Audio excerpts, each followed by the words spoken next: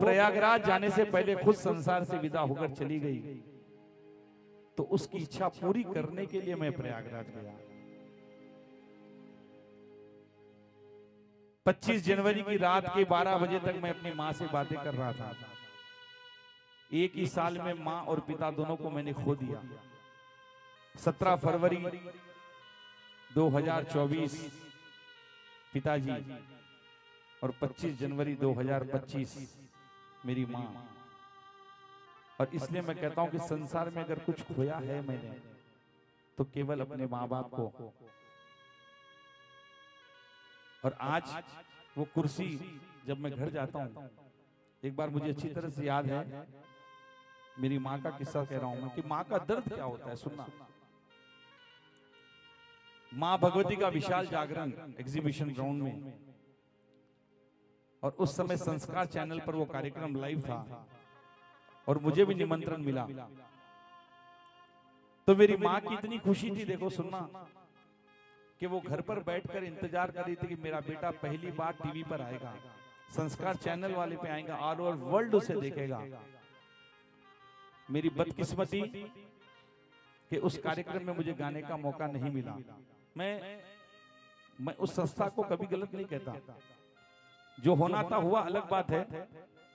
लेकिन जब आंखों में मेरे आंसू तब आए जब 3:30 से 3:45 बजे के बीच में घर पहुंचा। सारे घर वाले सोए हुए हैं, केवल अकेली मेरी मां संस्कार लगाकर बैठी है कि मेरा बेटा टीवी पर आएगा। और उस दिन जितना मुझे दर्द हुआ, मैंने कभी नहीं सोचा कि माँ का इतना प्रेम है, पूरे घर वाले सो गए, अकेली रात भर बैठी है, टीवी में देख रही है मेरा विजय आएगा, मेरा विजय आएगा। मगर विजय तो डायरेक्ट घर आ गया। और जैसे ही दरवाजा खोला तो एकदम अचंभित रह गई मेरी माँ। बोली, कहने लगी, तू इतना घर आ गया? बोले, जब से मैं इंतजार कर रही हूँ। तो देखिए, वो इंतजार केवल माँ ही कर सकती है, कोई दूसरा नहीं कर सकता।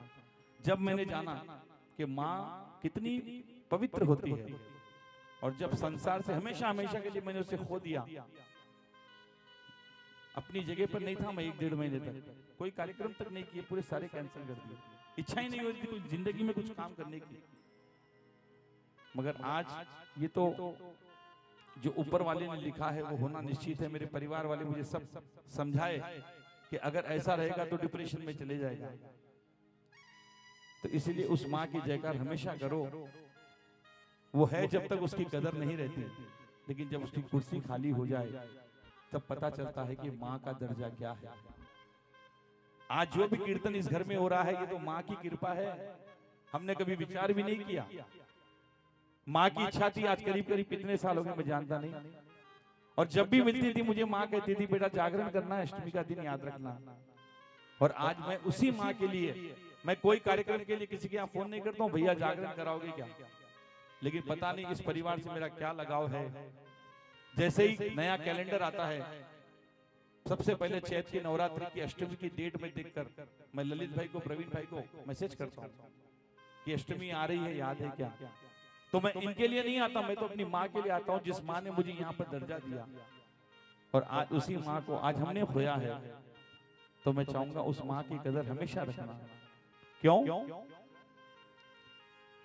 कि तेरे जीवन में खुशियां तमाम आएगी, हो तेरे जीवन में खुशियां। अरे ऐसी ऐसी घटनाएं घटी मेरे साथ, में कह रहा हूं, आज मैं याद करूं तो मेरी आंखें भीग जाती है। मैं जितनी भी जमा पूंजी करता था ललित भाई, जो भी मैंने आज तक जीवन में सोना चांदी धन दौलत जो भी जमा किया, हमेशा अपनी माँ के पास रखता था, कभी अपनी घरवाली को नहीं दिया। लेकिन आप सुनोगे तो अचंभित रह जाओगे। 25 तारीख की रात के 10 बजे जब मैं दुकान से घर आया, तो सबसे पहले माँ ने मुझे मेरी वो सारा खजाना बोल दिया। बोले, बेटा इसको रख ले तू। मैंने बोला, क्या कर रही हो माँ, ये तुम्हारे पास रहने के लिए? बोले, नहीं, अब इसको बहुत दिन मैंने संभाल लिया, तू रख ले। ये सच्चाई कह रहा हूं मैं। जितना मैंने धन जमा किया सारा का सारा माँ ने मुझे रात में 10 बजे दे दिया। पिता का 11.5 महीने का घड़ा होता है, मंदिर पैदल नहीं जाती वो, लेकिन खुद चलकर मेरे साथ खरीदी करने गई। बोले, नहीं इस बार किसी को पैसे वैसे नहीं देना है, कोई निशानी देना है। और 21 जनवरी के दिन उसने पूरे परिवार को अपने हाथों से अपनी हाथ की निशानी दी। आप घर से अगर 4 मेंबर आए तो चारों को दी उसने। घर वाले कहने लगे एक बस है एक घर में, बोले नहीं मेरी इच्छा है सबको देना चाहती हूँ। मेरे पिताजी के पीछे भागवत पुराण करती थी वो। कोई एक दिन ऐसा नहीं था नियम का पन्ना जिसने कभी नहीं पढ़ा। और 25 जनवरी की रात में ही भागवत कथा का वो लास्ट पन्ना उसने पढ़ा। उसी दिन भागवत की समाप्ति हुई। ऐसे ऐसे मिराकल मैंने देखे हैं अपनी माँ के। किसी और की तो बात मैं क्या करूं, लेकिन मैंने अपने जीवन में देखा है हकीकत में माँ क्या होती है। आज माँ नहीं है तो उसका दर्द मुझे मालूम पड़ता है। अरे कुछ दर्द हो जाए, रात में देरी आए, 1 बज गई 2 बज गई तो किसी का घर पहुंच से फोन नहीं आता, माँ का फोन जरूर आता है, बेटा 2 बज गई अभी तक तो नहीं आया। मतलब वो इंतजार करती है। लेकिन सारे परिवार वाले कोई करो या मत करो, मगर आज जब माँ ही नहीं तो कौन इंतजार करेगा। मैं रात के 2 बजे जाऊं या 4 बजे जाऊं, कौन पूछने वाला है मुझे? कोई पूछने वाला नहीं। जाए ठीक, नहीं जाए ठीक। इसीलिए वो माँ हो तेरे जीवन में खुशियां तमाम आएगी, हो ले माँ की दुआएं तेरे काम आएगी। आज मैं जो गा रहा हूं ये भी मेरी माँ की बदौलत है। मैंने जीवन में कभी नहीं सोचा मैं इतना बड़ा कलाकार बनूंगा। घर में बर्तन लेके बजाता था प्रवीण भाई, आज भी मुझे याद है। वो बर्तनों की आवाज सुनकर मेरी माँ मुझे कहती थी अरे तू गायक है, तू गाना सीख जा, तू किसी और के साथ चला जा। बार बार उंगली पकड़कर कलाकारों से मिलवाती थी मुझे, देखो मेरा बेटा गाता है, मेरा बेटा गाता है। और आज उसने मुझे कलाकार बनाकर हमेशा हमेशा के लिए संसार से विदाई लेकर चली गई। अरे आज कौन पूछेगा इस कलाकार को, जब माँ ही नहीं है तो क्या कला क्या का। हो तेरे जीवन में खुशियां तमाम आएगी, हो ले माँ की दुआएं हो तेरे काम आएगी। मैं इस बात से यहाँ पर वो निमंत्रण देना चाहता हूँ, वो संदेश देना चाहता हूँ।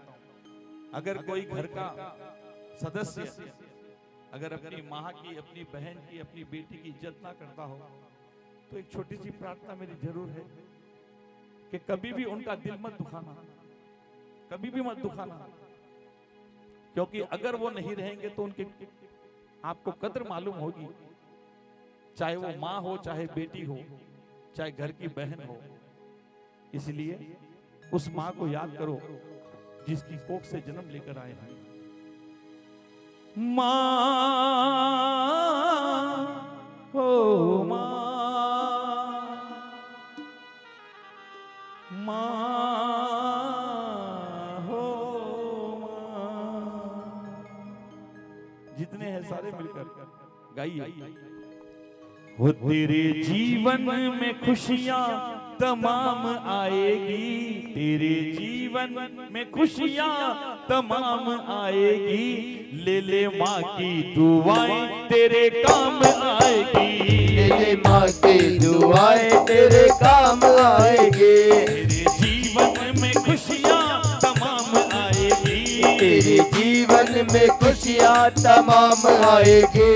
ले माँ की दुआएं तेरे काम आएगी, ले माँ की दुआएं तेरे काम आएगी। माँ हो माँ, माँ भोली माँ, माँ ओ माँ, माँ भोली माँ। जय जय।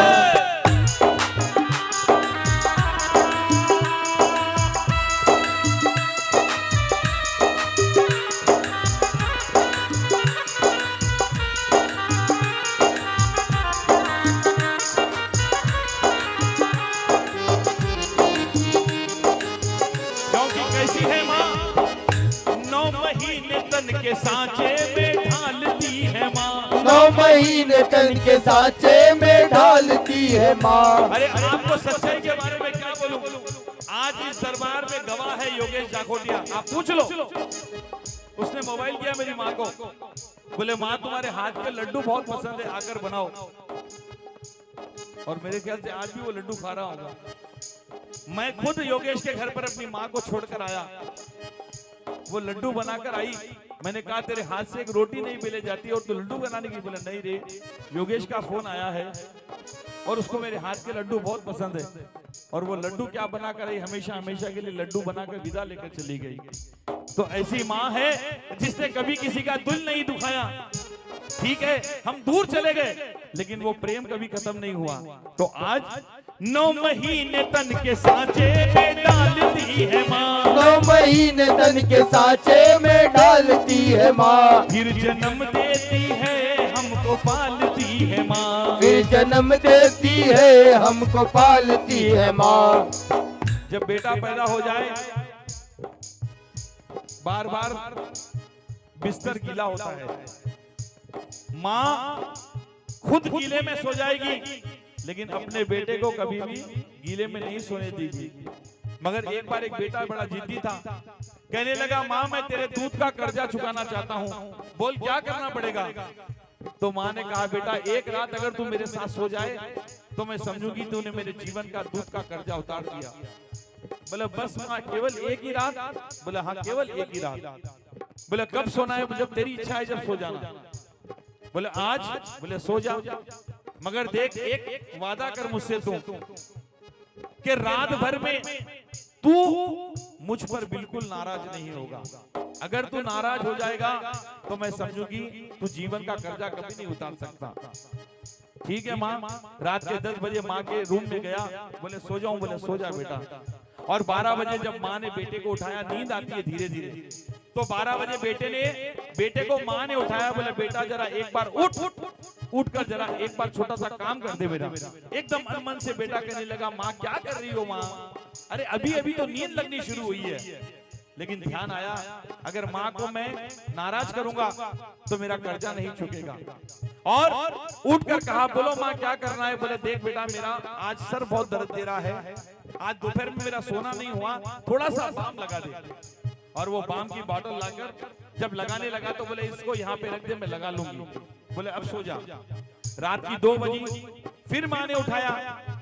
अब रात के 2 बजे कोई उठाए तो अधबरी नींद होती है। बोले क्या है माँ, एकदम याद आया। बोले नहीं माँ का कर्जा उतार रहा है, नाराज नहीं होना। बोले बोलो। बोले देख बेटा गर्मी बहुत है, मुझे 1 लोटा पानी लाकर दे दे, मैं पानी पीना चाहती हूँ। ठीक है। अनमन से गया किचन में पानी का लोटा लाया, भरकर माँ के हाथों में दे दिया और माँ ने बोला सो जा। अब 4 बजे फिर माँ ने फिर बेटे को उठाया। और देखो पूरी रात के अंदर आप कभी भी उठाओ नाराज नहीं होगा आदमी, लेकिन 4 बजे जब किसी की नींद में आप जगाओ तो उसको सारे ब्रह्मांड के देवता नजर आते हैं। इतना नाराज हो गया, माँ के ऊपर चिल्लाने लगा, कहने लगा रात भर सोने नहीं दिया माँ, कभी कहती है बाम लगा, कभी कहती है पानी लाकर दे, गला सूख रहा है, और ये पानी लाकर दे दिया तो अब फिर क्यों उठा रही है। और हाथ में माँ के लोटा था, उस पानी का जल जैसे ही बेटे ने ऐसे उसे करने लगा, हाथ लगा और हाथ से वो लोटे का जल पूरा पानी का गद्दी पर गिर गया। और जैसे गद्दी पर गिरा पूरी गद्दी गीली हो गई और इतना गुस्सा आ गया उसे। बोले क्या करती हो माँ, 1 लोटा पानी तक नहीं संभाल सकती, इस गद्दी को पूरा गीला कर दिया, अब मैं कहाँ सोऊंगी। तो बेटे ने कहा ये बात, तो माँ ने कहा बेटा तू क्या जानता है तू कैसे सोएगा।